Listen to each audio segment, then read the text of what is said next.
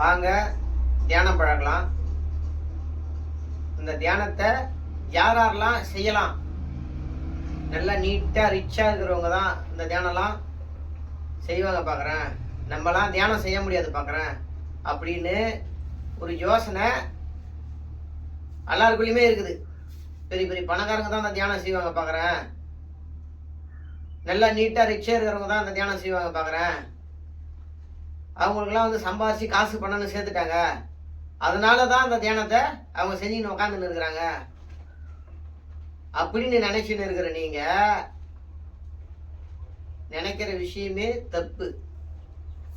இந்த தியானத்தை யாரெல்லாம் செய்யலாம்னா, முக்கியமா நம்மள மாதிரி இல்லாதப்பட்டவங்க தான் இந்த தியானத்தை செய்யணும்.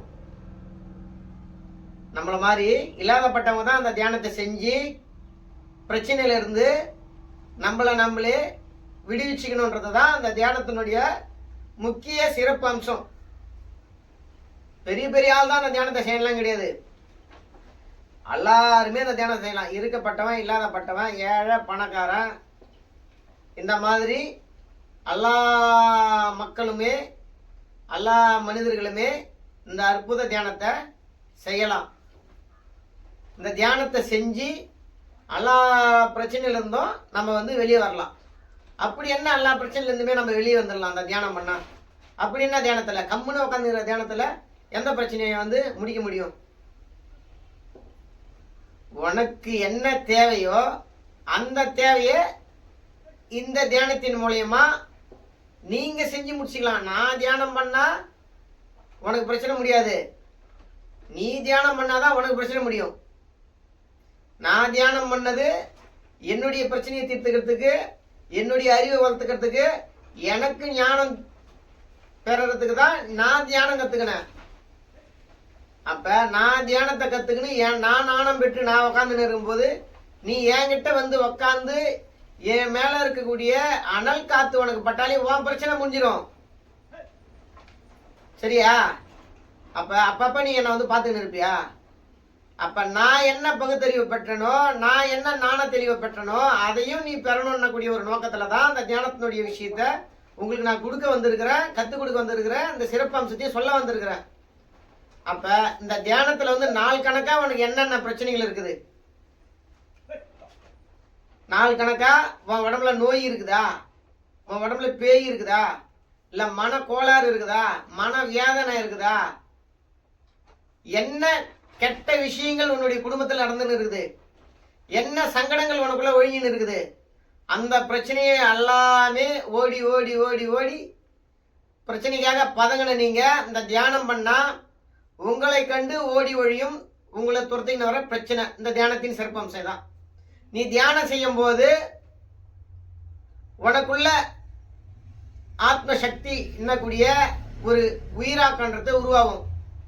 நீ தியானம் பண்ணும்போது இந்த பிரபஞ்சத்துல இருந்து ஒரு நேரடியான வரக்கூடிய ஒரு குவில் அப்படின்னக்கூடிய ஒரு உயிர் சக்தி குவில்ன்றது உன்னுடைய உடம்புக்குள்ள டைரக்டா வந்து குவிஞ்சு உன்னுடைய உடம்புல இருக்கக்கூடிய செய்வினையும் நீ செஞ்ச தீவனையும் உன் உடம்புக்குள்ள இருக்கக்கூடிய மன கோளாறையும் நீக்கும். இதுதான் இந்த தியானத்தினுடைய சிறப்பம்சம். யாரோ ஒரு மந்திரவாதி வந்து பேய் ஓட்டுறாருன்னு நீங்க போறீங்கல்ல, அவர் எப்படி ஓட்டுறாரு பேய? அவர் ஏதோ ஒரு மந்திரத்தை சொல்றாரு, அந்த மந்திரத்துல இருந்து சில அதிர்வுகள் எடுக்கிறாரு, அந்த அதிர்வு வச்சு உன் உடம்புல அவர் செலுத்துறாரு. செலுத்துறதுக்கு அப்புறம் உன் உடம்புல இருக்கக்கூடிய பேயோ நோயோ வெளியே ஓடுது. அந்த மந்திரத்தினுடைய அதிர்வுல இருந்து அவர் பண்ணும்போது உன் உடம்புல இருக்கக்கூடிய வியாதியும் சரிதான், பேயும் சரிதான், உன் உடம்புல இருந்து ஓடுது. அப்ப அது ஓடி ஒரு 10 நாளோ 15 நாளோ தான் அது உன்னை விட்டு நோயா இருந்தாலும் பேயா இருந்தாலும் விலகி நிற்கும். மீதி 16வது நாளோ 10வது நாளோ மறுபடியும் திரும்பி உன் உடம்புக்குள்ள வந்துடும். அப்ப அவர் செலுத்துற விஷயம் அந்த மந்திர பிரயோகம் பண்ணி உன் உடம்புல செலுத்தும் போது அதனுடைய கெப்பாசிட்டி எந்த அளவுக்கு உன் உடம்புல இருக்குதோ அது வரைக்கும் தான் நோயா இருந்தாலும் பேயா இருந்தாலும் அது விலகி நிற்கும். உன் உடம்புல அந்த எனர்ஜி லெவல் குறைய குறைய அது உன்னை நெருங்கினே இருக்கும். அப்போ உனக்குள்ள நீ தியானம் பண்ணி உனக்குள்ள அந்த சக்தியை வந்து இந்த பிரபஞ்ச குவில் உயிர் சக்தியை உனக்குள்ள நேரடியா நீ இந்த பிரபஞ்சத்துல இருந்து உள்வாங்கும் போது தியானம் பண்ணி அப்போ உனக்குள்ள இருக்கக்கூடிய பேயோ நோயோ விட்டு வெளியே ஓடும். அப்போ உனக்கு ஒரு மாறுதல் கிடைக்கும், ஒரு மாற்றங்கள் கிடைக்கும். உனக்குள்ள ஒரு மாற்றங்களும் ஒரு மாறுதலும் செய்யும் போது உனக்குள்ள வரும். அது எப்பேற்பட்ட மாந்திரிகவாதி போட்ட கட்டா இருந்தாலும், தடைகளா இருந்தாலும், பிணிகளா இருந்தாலும், பிழைகளா இருந்தாலும் உன்னை விட்டு விலகி ஓடும். அப்பேற்பட்ட சிறப்பு வாய்ந்த ஒரு சக்தி வாய்ந்தது தான் இந்த தியானம் அப்படின்றது. அதுக்கு தான் இந்த தியானத்தை எல்லாமே நீங்க கத்துக்குங்க. எங்கேயும் போய் எதையும் தேடி காசு பணம் விரயமாக்கி உங்க பிரச்சனையை சரி செய்யறதுக்கு உண்டான கால விரயத்தை நீங்க ஆக்காதீங்க அப்படின்றதுனால தான் இந்த தியானத்தை மிக எளிய முறையில உங்களுக்கு நான் கொடுக்க போறேன். மந்திர தீட்சையோட உங்களுக்கு நான் கொடுக்க போறேன். மந்திர சொற்களோட இந்த தியானத்தை உங்களுக்கு நான் கொடுக்க போறேன். கொடுத்து உன்னையும் ஒரு ஞானவானா மாத்த போறேன். உன்னையும் பிரச்சனை இருந்து வெளியே கொண்டாட போறேன். உன்னை கண்டு பிரச்சனை ஓடி ஒழிகிற அளவுக்கு உன்னையும் ஒரு புதுப்பித்த ஒரு சக்தி உள்ள மனுஷனாகவும் நல்ல ஒரு ஆற்றல் உள்ள ஒரு ஆத்மாவாகவும் உங்களை நான் மாத்த போறேன். உங்களுக்குள்ள இருக்கக்கூடிய அந்த அற்புத ஜோதியை நான் தட்டி எழுப்ப போறேன்.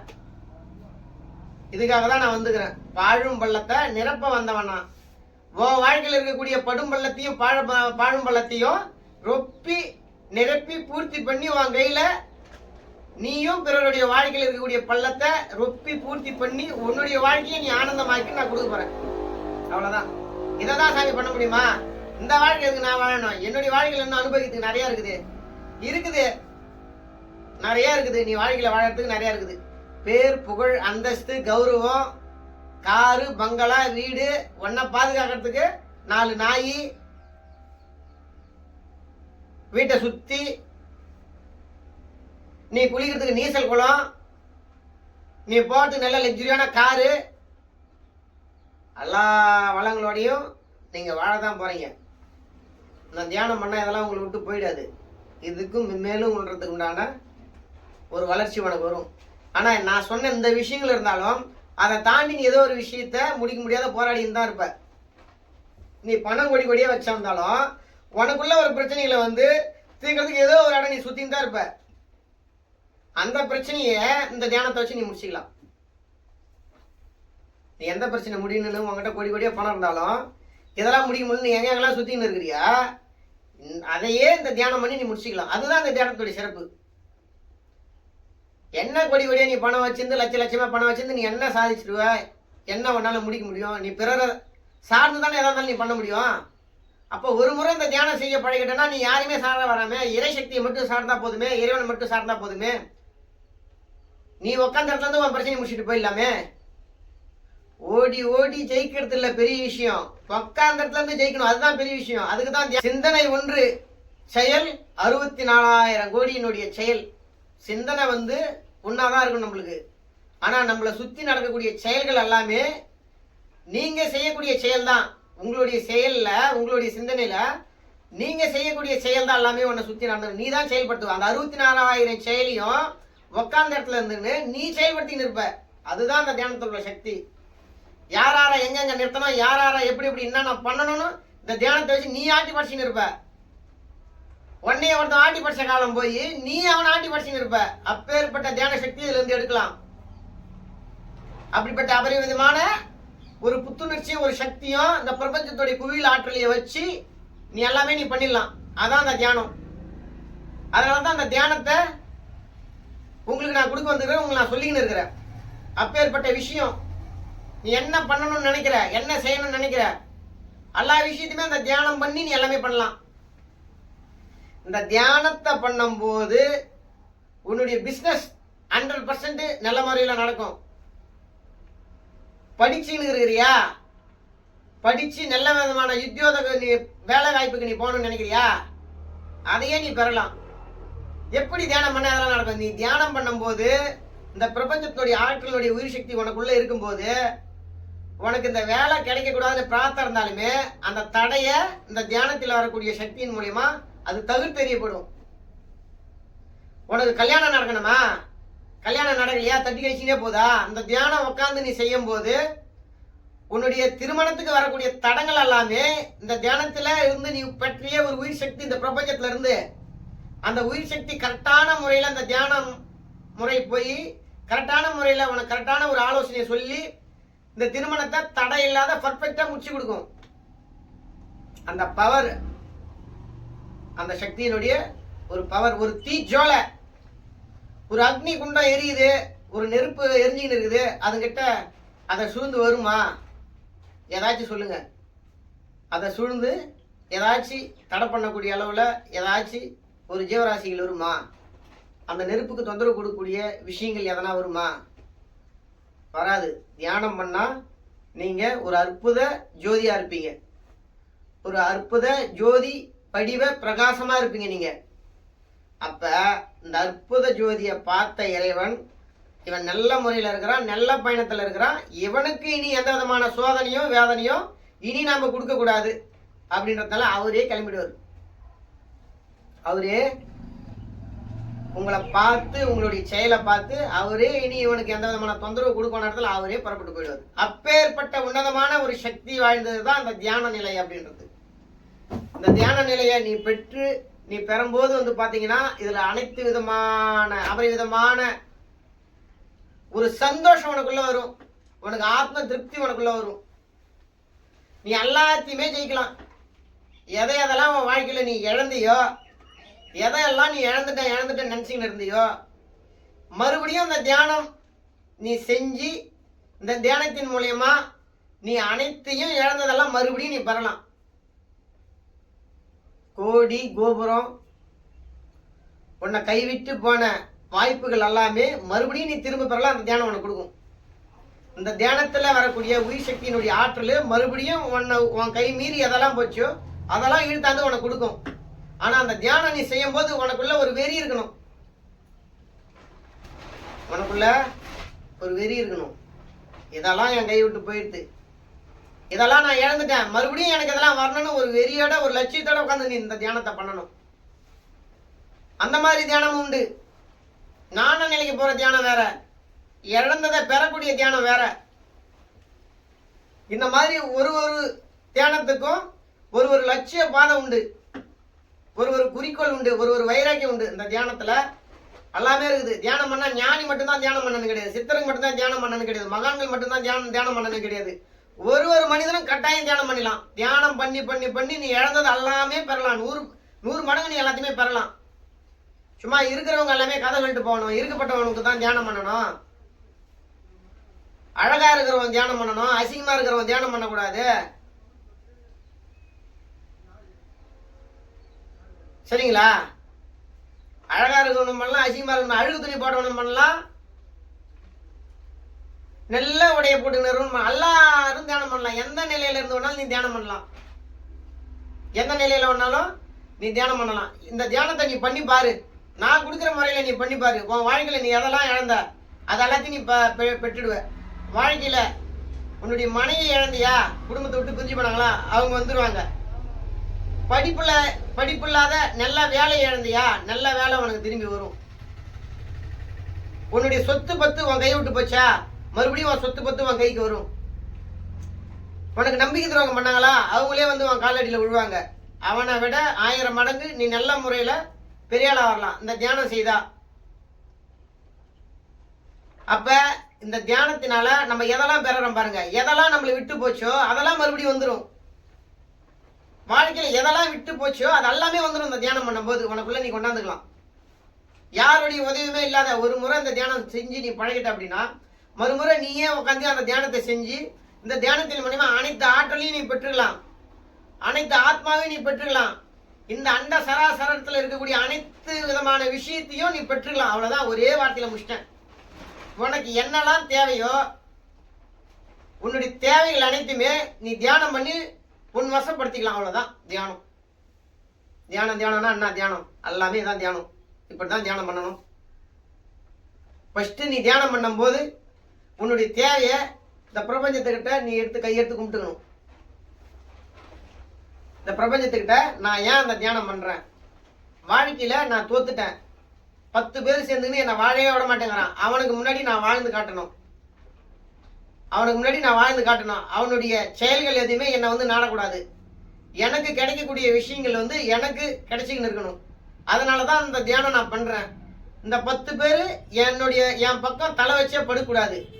இந்த காரியத்துக்காக தான் தியானம் பண்றேன். ஒரு குரு வணக்கமோ இந்த பிரபஞ்ச வணக்கமோ நீ இரு கரத்தை எடுத்து கும்பிட்டு நீ அமைதியான முறையில நான் சொல்லக்கூடிய மந்திரத்தை நீ சொல்லி நீ தியானம் பண்ணும் போது உனக்குள்ள தியானம் என்னக்கூடிய ஒரு அற்புத சக்தி உனக்குள்ள ஊடுருவும். நீ சொல்லக்கூடிய மந்திரத்தினால நீ செய்யக்கூடிய தியானத்தினால அந்த 10 பேரும் உன்னை விட்டு தலை தெறிக்க விடுவான். இந்த பிரபஞ்சம் நீ என்ன கேட்டியோ, இந்த 10 பேரால என்ன பறிக்கப்பட்டதோ, அந்த பறிக்கப்பட்ட அனைத்து விஷயமும் உனக்குள்ள வந்துடும். நீ அதை அனுபவிக்கலாம். அது மட்டும் இல்லாத இந்த தியானத்தின் பண்ண ஒரு கிஃப்டாவோ இந்த பிரபஞ்சம் உனக்கு ஒரு புது விஷயத்தை கொடுக்கும். அதை வச்சு இந்த வாழ்க்கையில இந்த கலியுகத்துல நீயும் வாழ்ந்து காமிக்கலாம், நீயும் எதிரி வெல்லலாம். அப்பேற்பட்ட அற்புத சக்தி வாய்ந்த பட்சத்தை தான் இந்த ஆற்றல் தியானம். இந்த மந்திர தீட்சைன்றது நான் ஒரு நாளில் உங்களுக்கு நான் கொடுக்குறேன். வீடியோ மூலியமாவோ இல்லை நேரடியாகவோ இந்த மந்திரத்தை நான் உங்களுக்கு கொடுக்குறேன். அனைத்து பேருமே இந்த தியானத்தின் சக்தி வாய்ந்த தியானத்தையே மந்திர உபாசனையோட பெற்று இந்த தியானத்தை நீங்கள் பயன்படுத்தி உங்கள் வாழ்க்கையில் இருக்கக்கூடிய பிரச்சனையெல்லாம் நல்ல மாதிரியாக முடிச்சுக்கின்னு நீங்களும் வாழ்க்கையில் ஜெயிக்கணுன்றதுனால தான் இந்த தியான பயிற்சி அப்படின்னக்கூடிய ஒரு விஷயத்த உங்களுக்கு நான் சொல்லி கொடுக்க இருக்கிறேன். சரிங்களா? அப்ப இந்த தியானத்தை பாருங்க, என்னென்ன விஷயம்லாம் சாதிக்கலாம் பாருங்க. இறப்புல இருந்து பிறப்பு வரையும், பிறப்புல இருந்து இறப்பு வரலையும் ஒரு மனுஷனுக்கு என்ன தேவைப்படுதோ இது எல்லாத்தையுமே நீ சாதிக்கலாம் இந்த தியானம் பண்ணி. இதான் தியானம். ஒருத்தனை உருவாக்கவும் செய்யலாம், ஒருத்தனை அழிக்கவும் செய்யலாம் இந்த தியானம் பண்ணி. அப்புறம் இதுக்கு மேல என்ன வேணும்? மண்ணுக்குள்ளேயும் போகலாம், ஆகாயத்துக்கு மேலேயும் போகலாம் தியானம் பண்ணா. இதுக்கு மேல என்ன வேணும்? இதான் தியானத்தினுடைய அற்புத சக்தி. நீ எதுவுமே முடியாது. அதாவது தொழில்நுட்ப விஞ்ஞானத்துல பல ஆயிரம் டெக்னீஷியன்கள் வந்தாலும், 1000 விஞ்ஞான வளர்ச்சி வந்தாலும் இவங்க பண்ணக்கூடிய பொருட்கள் எல்லாமே பாத்தீங்கன்னா மனிதனை கொண்டுதான் இயக்க முடியும். ஒரு செல்போன் இருக்குது அப்படின்னா அந்த செல்போனை இயக்கணும்னா நம்ம வேணும், நம்ம கையை கொண்டு தான் இயக்க முடியும், இல்ல வாயால பேசணும். மனசால நினைச்சா, இப்ப நான் மனசுல நினைக்கிறேன் ஒரு செல்போனை என்னால ஆக்டிவேட் பண்ண முடியுமா? ஒரு காரை ஆக்டிவேட் பண்ண முடியுமா? பண்ண முடியாது. ஆனா நீ மனசுல நினைச்சா இந்த உலகத்தை நீ ஆக்டிவேட் பண்ணலாம். உனக்கு முன்னாடி இருக்கிற மனிதனை நீ ஆக்டிவேட் பண்ணலாம். அப்ப அப்பேற்பட்ட சக்தியை நம்ம மனுஷ உடம்புக்குள்ளதான் வச்சிருக்குதான் இந்த பிரபஞ்சம், அந்த சக்தியை. அப்ப அப்பேற்பட்ட மிகுந்த சக்தி வாய்ந்த ஒரு ஆற்றல் மனுஷனுக்குள்ளதான் இருக்குது. மனசால நினைச்சா செயல்படுத்தக்கூடிய விஷயம் மனுஷனுக்குள்ள மட்டும்தான் இருக்குது, மீது எதுக்குள்ளயுமே கிடையாது.